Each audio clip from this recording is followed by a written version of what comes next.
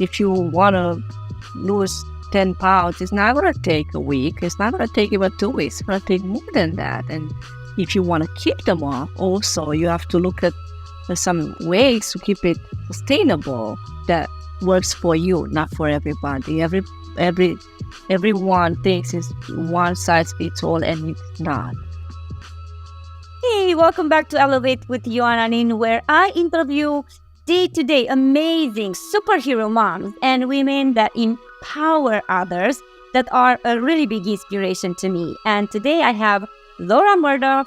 That is, I can't even say what Laura is. Let me see.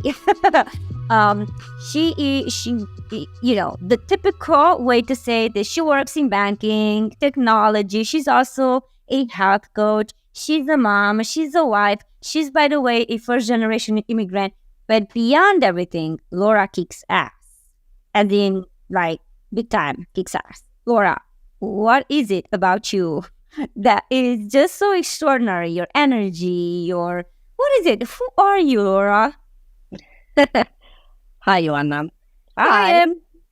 I am a free spirit soul. I am kicking ass. I want to know, besides the fact that you're so kick-ass, how did you become such a kick-ass woman? What did you have to go through in your journey?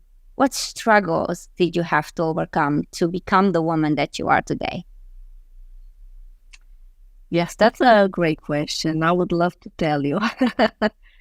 So, I think everybody has a journey, and it's up to us to learn from the struggles and challenges, challenges of our journeys, and want to be better. So for me, every time I find myself in a challenging situation, I like to learn from that challenge and pursue it in a way that propels me forward.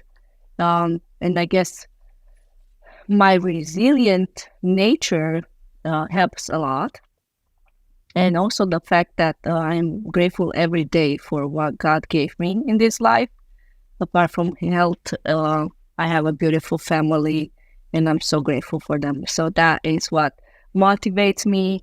My 2 little kids, I'm always thinking about them, and that's what motivates me to go try new adventures, conquer the challenges. And how I became such a kick-ass woman, person, I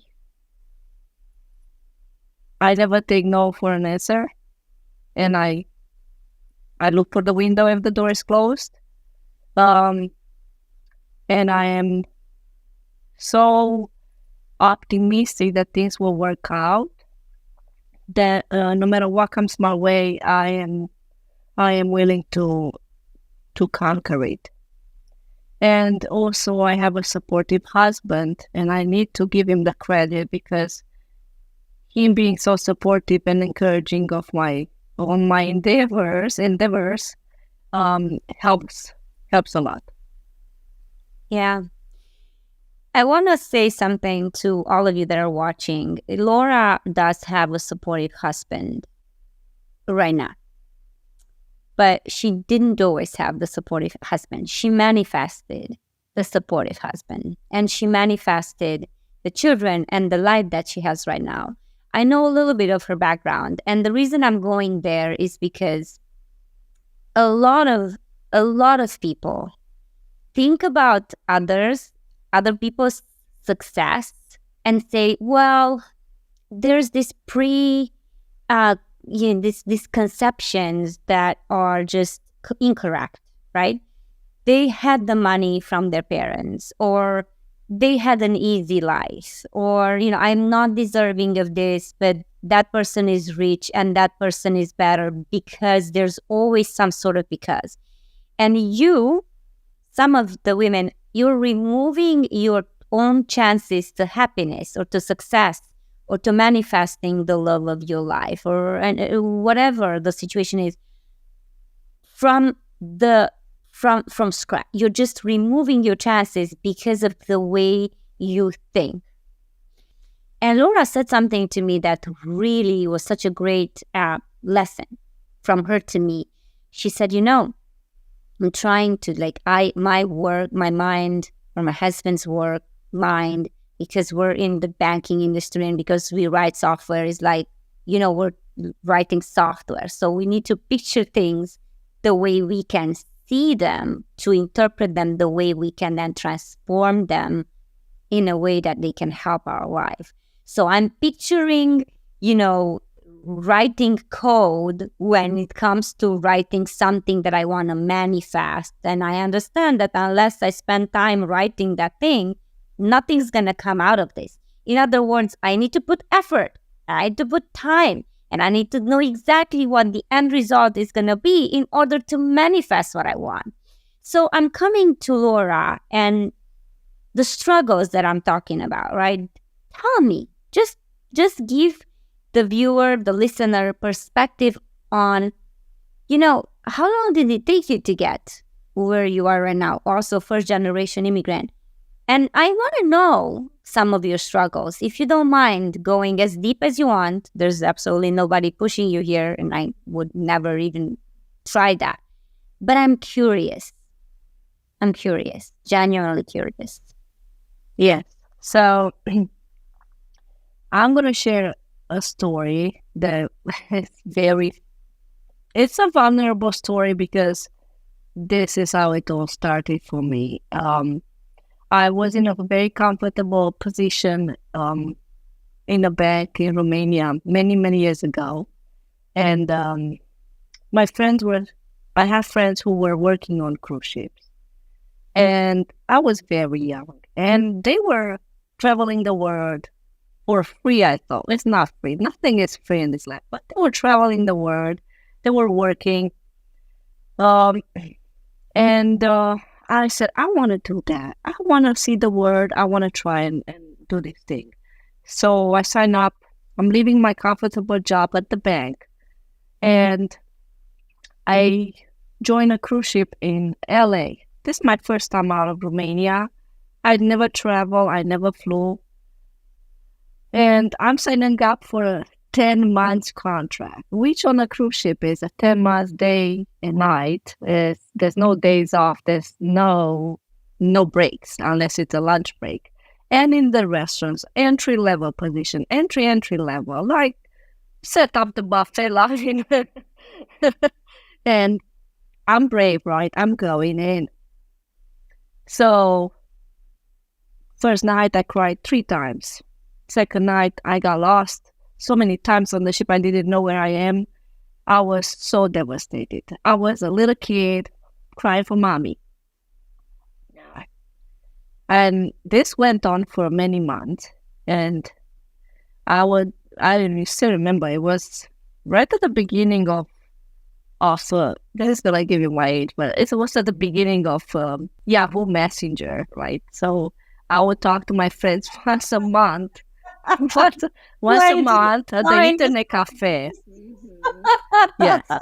And I could buy a little Ocean prepaid phone card that had like a 60 minutes to call landline in Romania. And obviously this happened once every so often, not every day for sure. And so I'm working and it's so hard. It's physical work and I'm on my feet and I'm thinking, what in the world was I thinking to leave my life behind? I had what I needed. And I was calling my mom once in a while and, I was crying. Like, I think I'm going to give up and I'm going to come home. And my mom, at first she didn't say anything. So the first conversation were, okay. And then once she said, okay, Laura, you come home. It's okay. So come home. It's okay. We're in the middle of the ocean, like going to Mexico. And I'm thinking, okay, so my mom gave me the okay. I said, okay, I don't need to prove anything to anyone. My mom said, it's fine. Come home. And then something shifted in me. And I said, I'm not going home. This is not possible. I'm going to suck it up and I'm going to do something about it. So I did something about it. I did stay the 10 months contract, and it was a long contract indeed. But in the meantime, because I was so frustrated that it's too much for me. It was something I couldn't, it wasn't the work and the environment and the whole thing. It wasn't what I thought I need in this life, but obviously I needed that to push me forward. So I applied. There was a position open for a safety secretary, and I applied for it, and I got the position. And Joanna, I didn't even know how to use a computer. I didn't because I didn't. I mean, I knew how to send an email, but that was it. And the safety secretary keeps records of the whole ship crew and officers and captain and lots of certifications for marine and operations. And I did it. And long story short, I did that for many years. And I didn't apply for being a captain of the ship. No, but I could do it if I have to. Seriously, I can do anything right now. But yeah, so what I'm trying to say is that I cried and I needed mommy. And I guess a lot of us, we cry and we want mommy. But typically mommy, we want mommy. Yeah. And if I wouldn't have had I guess, I don't know, if I didn't have this challenge or struggle and being in the middle of the ocean, there's no way you're going to fly next day home. You have to wait. So obviously before I could even book a flight, I had a time to think, and I decided to just push through. And I did very good. And I worked on cruise ships in different departments after that for a long time. And that's what shaped me mostly to be who I am today, because I figured if I can do this type of work and not have any days off ever for 6 months at the time. Also, I faced storms and difficult, critical situations, and I survived. I thought I can do anything. So, and isn't that the truth? Isn't that the truth? We can do at least everything that we are equipped to do within our within reason, right? Because I can't be a Shaquille O'Neal, I can't sing like Christina Aguilera, but me neither. I can do within the means of my capacity. Again, breaking through your comfort level, and that the big thing for me here is, and what I see, especially in entrepreneurs, in entrepreneur women, that they say, "Oh, I can't do something," but you gotta start first. So the levels, right, of learning, experimenting, breaking through, it always has to follow there are certain levels that you have to go through in order to get to where you become proficient, to where you can excel at something. And a lot of people don't even start one because they are afraid. Of maybe even succeeding. They're afraid of breaking through. They're afraid of the pain. They don't want to go through that. And you know that because you're not only working in the banking industry and like in that field, but you're also as a health coach. You have so many talents. And do you see a lot of women, I guess, have that mindset where if it's a little bit difficult, they start something and then they stop and they don't push through? Do you see that often? Yeah. Yes, unfortunately, very loving, kind message here. I am not judgmental at all. I do see women giving up very easily. Yeah. And this is again without judgment. I know the struggle. I know it's real. It's hard, and it's really, really, really important that you have your laser focus. Otherwise, you're not going to be able to sustain any change, right? And as a nutritionist and health coach, I saw women how they tried for a week or two to change their eating habits or their energy level by working out and say, okay, I can do this. And I would see then almost a deflating energy as soon as the the scale number wasn't showing what they wanted after a week. Now, of course, it's hard. It's a change. It's going to take time. And if you don't give yourself the grace and understand that this is, you need to look for something sustainable, not just for a week or two. So if you want to lose 10 pounds, it's not going to take a week. It's not going to take even 2 weeks. It's going to take more than that. And if you want to keep them off, also, you have to look at some ways to keep it sustainable that works for you, not for everybody. Everyone thinks it's one size fits all, and it's not. For some people, any fad diet that you see out there, okay, let's try it. It might not work. It might work for some, but not for all. And honestly, I don't know. I cannot be vegan forever, but I can try, for a month or to see if I like it, if my body loves it, then I'll try to be more inclined to incorporate this kind of meals in my life, for instance. But this is just an example. Back to your question.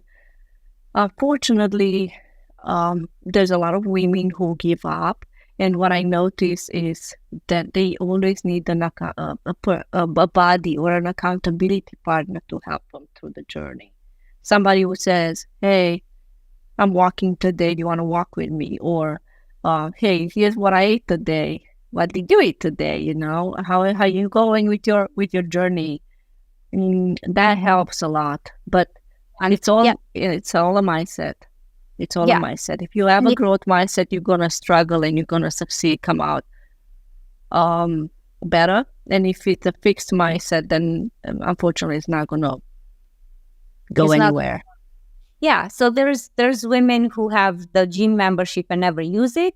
There's women who have a gym membership and then go all the time, right? Because there's some sort of, or they have it on their schedule and they know we have to follow this. It boils down to having, first of all, the discipline. And just going for it, right? Not being, afraid or not pushing yourself down. And what you said there, giving yourself grace. It's something I was actually talking to a client of mine this morning in one of my sessions, because she was saying, well, I don't know exactly what's wrong with me, but I can't seem to love myself. I just don't give myself love. Why is that? How can you help me? And I said, before you start asking that question, in my opinion, it's very important to start by being kind to yourself, right? I start my day with me first, with my me time, even though it's 5 minutes or 2 minutes or whatever. I start my day with that, and so because I'm doing that, I have more energy for my kids, for my husband, for my family, and in general during the day. And I think a lot of women forget about themselves. Yes. Forget to look in the mirror and say, hey, I love you. You're beautiful today. You're so awesome. Not that I'm saying that to myself every morning, but maybe I do. I don't know. You'll never know. But I guess what I'm trying to say is if we start with the love language for ourselves first, we have so much good energy to pour into our loved ones. And from there, it's so different, It's so different. Different perspective, different will for change. If you don't like, the way you look in the mirror, you can change that. You can put some makeup. You can do something. You don't have to lose the weight immediately or whatever, or do a Botox. So you don't have to make super changes. You just have to love yourself, and your body is gonna give back that beautiful, loving energy. And I feel like that's a good way to self-care. Absolutely. And body language. We talked with Laura about language. And the body language, exactly. The superwoman, the way you speak, like she said, it's very important. Do you think that a lot of women are fearing success or afraid to be successful? And why do you think? Absolutely. So, success involves a lot of sacrifices, and success can be anything. can be absolutely anything you think is success for you. For me, is to be financially free, to spend time with my family, to travel around the world, um, to be, loved. That's my successness. But it takes a while to understand that it's not the same like your success story. And social media, unfortunately, alters your idea of success unless you sit down with yourself and say, hey, this is what it means for me, and you start from there. Women get scared. Okay, so let's say if I want to have $1 million in my account, that's a very strong goal for anybody, right? And then your mind can trick you and say, yeah, but for that $1 million, you have to work so hard. You have to give up time with family. You cannot go traveling anymore. You cannot do this and that. And so immediately we stop it. That energy gone. So we sabotage ourselves a lot. And we do that in relationship as well, in marriage, and in anything. Oh, maybe I'm not worthy, so I won't even try. Or maybe, it's just, this is too much work to go for a 10,000 steps walk every day. It's too much work. I'm not going to do it. It's okay. I don't need to change that much. I don't need to lose that much weight. It's fine. I'll just try to start myself to that and hope I can lose the weight without making physical effort for it or anything like that. So yes, absolutely. Our dreams and our goals scare us and give us an excuse to not pursue them. But in reality, it's all up to you to just believe really in yourself that you can do it no matter what the goal is. And yeah, that's my 2 cents on this topic. But yeah. So what are just a few things that you love about yourself? You absolutely love about yourself. About myself. I love that I am a positive, optimistic person, and I am very resilient. And I love that I like to connect people and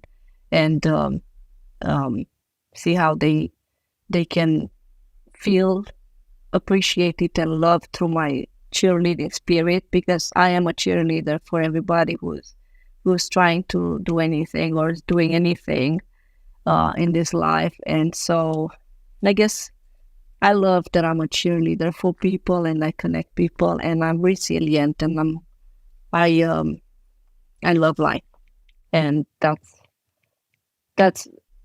good qualities to have, I guess. And I don't want to put you on a spot for our last question, but do you have a favorite quote or favorite saying that you want to share with our viewers and listeners? Yes, it's actually I have two, not one, two. I have two. The one that I go all the time, my mind goes all the time when I'm scared of or fearful or anxious about anything that I am going through. It's from the Bible, and it's Philippians 4:13, and it says, "I can do all things in Jesus Christ who strengthens me." And the second one is Nelson Mandela, and it all seems impossible until it's done. So those are my quotes and sometimes mantras of the day, depending on the situation. That is so true, so true. Thank you so much. I don't know why you made me very sentimental now. I feel like oh, I have that power too.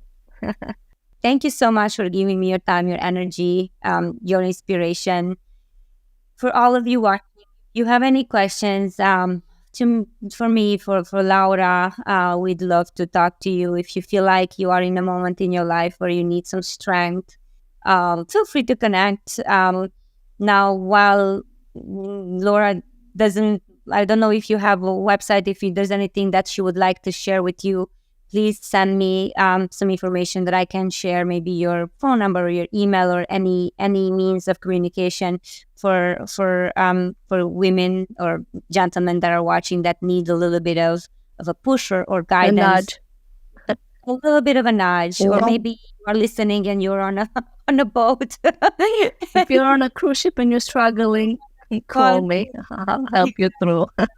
All right. Thank you so much. Thank Laura. you, Ioana. Thank Beautiful. you. Thank you guys for listening. Your comment, share. Please support the channel. It's gonna go big. This channel is gonna turn into a huge channel. But for now, we're babies. So please support us and subscribe. Mwah. Take care. Bye, Laura. Bye-bye.